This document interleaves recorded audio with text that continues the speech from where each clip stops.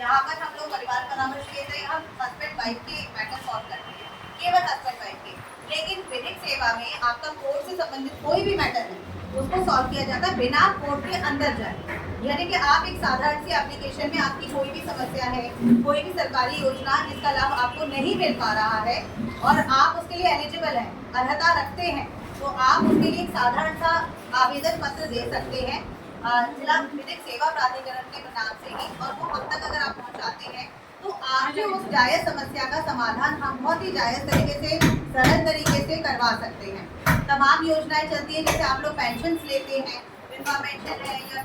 कन्या सुमंगला योजना के लाभ है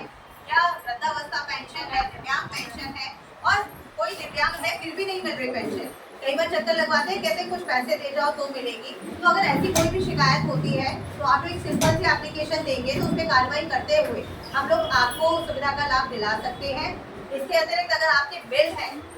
बिजली के बिल है, बहुत सारा आपने इकट्ठा कर लिया, कई वर्षों से नहीं भरा है, उसमें चक्रवृद्धि ब्याज लगते लगते बहुत बड़ा बिल हो गया है जो अब आप समर्थ नहीं है भरने के लिए, तो आप उसको भी एक एप्लीकेशन के माध्यम से, आप अगर केंद्र में आएंगे या लोक अदालत लगेगी 13 सितंबर को लोक अदालत लगेगी, तो उसमें उसका निपटारा हो सकता है जिसमें ब्याज माफ हो जाएगी।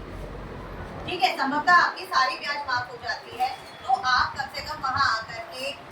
आसान किस्तों में भुगतान करके फिर से अपनी बिजली का कनेक्शन चालू करवा सकते हैं। ऐसे ही आपका कहीं एक्सीडेंटल केस हो गया है, कोई चालान हो गया वाहन चलाते हुए, तो उन चालानों का भी एक तरह से समझौते के माध्यम से सारा निपटारा किया जाता है विधिक सेवा प्राधिकरण के माध्यम से, लोक अदालत के माध्यम से। तो आप इन सब चीजों का लाभ उठा सकते हैं। क्योंकि सर को हमने आज थोड़ी देर के लिए रोक लिया, इम्पोर्टेंट काम था, इम्पोर्टेंट बैनर था, तो मैं चाहूंगी सर आप प्लीज जो कहना चाहें विधिक के लिए आप कहें। धन्यवाद मैडम। देखो, आप लोगों की सुविधाओं के लिए